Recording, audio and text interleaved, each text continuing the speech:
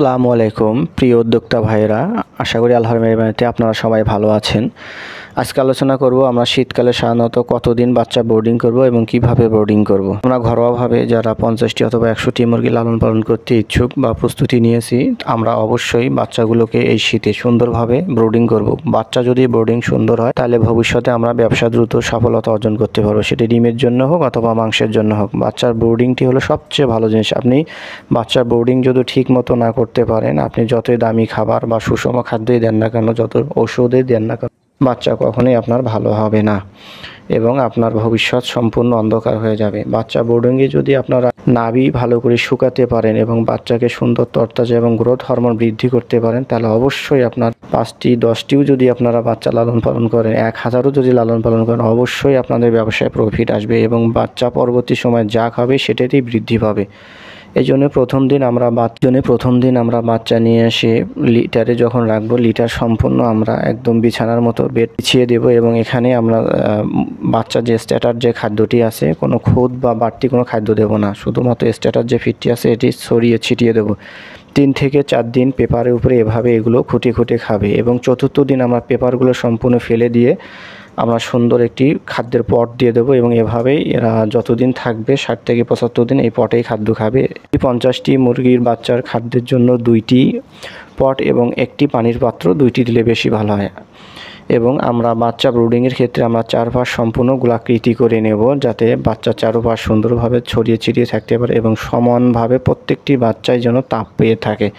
আমরা যদি চারকোণাকার অথবা বৃত্তাকার না দিয়ে কোনাকুনি বরাবর দিই, তাহলে দেখবেন যে বাচ্চা একদিকে যেয়ে থাকবে, বাল্বটা একদিকে থাকবে এবং সেক্ষেত্রে বাচ্চা সুন্দরভাবে তাপ পাবে না এবং ব্রুডিং ভালো হবে না। এই জন্য আমরা খুবই চেষ্টা করব বাচ্চাকে বৃত্তাকৃতির ভিতরে রাখার জন্য এবং বাল্বটি বাচ্চা থেকে 1 থেকে 1.5 ফুট, সর্বোচ্চ 2 ফুট এর ভিতরে আমরা রাখার চেষ্টা করব এবং উপরে একটা হ্যাপার দেব, অথবা আমরা যদি কম বাচ্চা হয়ে থাকে সেক্ষেত্রে আমরা উপরে মোটা কাগজ বা পলিথিন দিয়ে ঢেকে দেব এবং একটু জায়গা ফাঁকা রাখবো, যাতে করে অতিরিক্ত তাপ এবং গ্যাস বের হয়ে যেতে পারে। এভাবে আমরা প্রথম 7 দিন এই অবস্থায় রেখে দেব। 7 দিন পরে আমরা আস্তে আস্তে একটু করে বাল্বটি উপরের দিকে উঠিয়ে দেব, অথবা এই গ্যাপটা একটু বড় করে দেবো, যাতে করে অতিরিক্ত তাপ বের হয়ে তাপমাত্রাটা যেন 35 অথবা 34 ডিগ্রি তাপমাত্রার নিচে থাকে। এবং আমরা খুবই চেষ্টা করব প্রথম অন্তত 7 দিন 36 থেকে 37 ডিগ্রি তাপমাত্রার ভিতরে রাখার জন্য।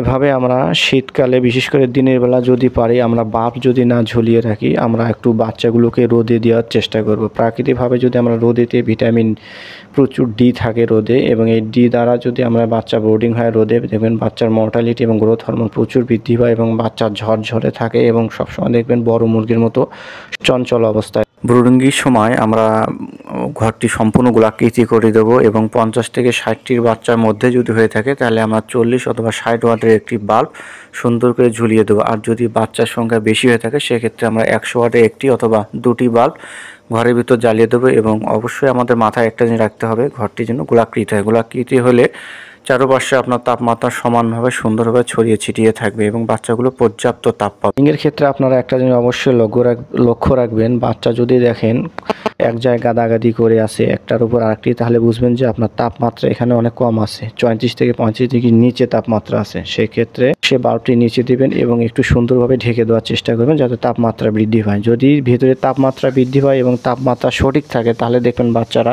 চারপাশে ছড়িয়ে ছিটিয়ে থাকবে, শব্দ করবে, চঞ্চলতা প্রকাশ করবে এবং খাবার খুঁটে খুঁটে খাবে। এই জিনিসটি অবশ্যই আপনারা মাথায় রাখবেন। এবং প্রথম 7 দিন আপনারা লাইসোভেট এর সাথে থায়াবিন দিবেন। থায়াবিন অত্যন্ত একটি কার্যকারী ওষুধ। থায়াবিন দিলে বাচ্চার হাড়গোড় বৃদ্ধি পাবে, মোটা হবে এবং বাচ্চা পরবর্তী সময়ে ঘাড় বেঁকে যাওয়া, পা বেঁকে যাওয়া, প্যারালাইজড এ সমস্ত রোগ থেকে বাঁচিয়ে থাকবে। সুবিট এটি বাচ্চা যে ইমিউনিটি শক্তিটা, এনার্জি শক্তিটা, এটাকে বৃদ্ধি করে দেবে এবং বাচ্চাকে সুস্থ সবল সুন্দর রাখবে। আর যদি আপনারা প্রাকৃতিকভাবে করতে চান, তাহলে লেবুর রস 1 চা চামচ অথবা 2 চা চামচ 1 লিটার পানিতে, অথবা আপনাদের বাচ্চার পরিমিত পানি অনুযায়ী আপনারা এই রসটিও বৃদ্ধি করে নেবেন। এবং পাশাপাশি কাঁচা যে হলুদ আছে, এটি 1 টেবিল চা চামচ অথবা 2 টেবিল চা চামচ নেবেন 1 লিটার পানিতে, সুন্দরভাবে মিক্সড করে সকাল বিকেল এবং রাতে পানিটুকু পরিবর্তন করে এভাবে আপনারা দিয়ে দেবেন। আপনাদের বাচ্চা খুব দ্রুত ব্রুডিং থেকে বড় হবে এবং বাচ্চা দ্রুত নাভি শুকিয়ে যাবে। আপনার মুরগির বাচ্চা যদি নাভি 7 দিনের ভিতরে যদি আপনি না শুকাইতে পারেন অথবা যদি এটি শুকাতে দেরি হয়ে যায়, সেক্ষেত্রে আপনার বাচ্চার ইমিউনিটি কমে আসে এবং বাচ্চার গ্রোথ হরমোন কমে যায় এবং পরবর্তীতে বাচ্চাগুলো 800 থেকে 900 গ্রাম সময় হতে প্রায় মাস 3 সময় লেগে যাবে। এই জন্য আপনারা অবশ্যই খুব দ্রুত চেষ্টা করবেন 5 থেকে 7 দিনের ভিতর যাতে নাভিটি শুকিয়ে যায়। এরপর আমরা শীতে যতদূর পারবেন সর্বনিম্ন হলো 21 দিন। এই জিনিসটি বারবার মাথায় রাখবেন। আপনার বাচ্চা যতই বড় বৃদ্ধি হোক না কেন, আপনি 21 দিন পর্যন্ত সুন্দরভাবে তাপমাত্রার ভিতরে রাখবেন। এরপরে আপনারা পূর্ণ 1 মাস যখন হয়ে যাবে, তখন আমরা রাত্রিতে আর কোনো লাইট দেওয়ার প্রয়োজন হবে না।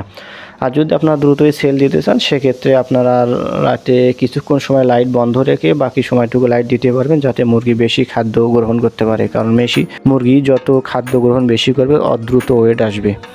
আশা করি আমার এই আলোচনাটুকু আপনারা মনোযোগ সহকারে শুনেছেন এবং এভাবে আপনারা যদি বাচ্চা ব্রুডিং করতে পারেন, ইনশাল্লাহ এই প্রকোপ শীতও আপনাদের কোনো বাচ্চাই মারা যাবে না এবং আপনারা আশানুরূপ ফল পাবেন। এবং আপনাদেরও যদি কোনো অভিজ্ঞতা বা পরামর্শ থেকে থাকে, অবশ্যই কমেন্ট বক্সে এসে আপনারা আমাকে জানিয়ে দিবেন এবং আপনারা আপনাদের ব্যবসায় সফলতা লাভ করেন এই কামনাই করি আল্লাহর কাছে। আল্লাহ হাফেজ।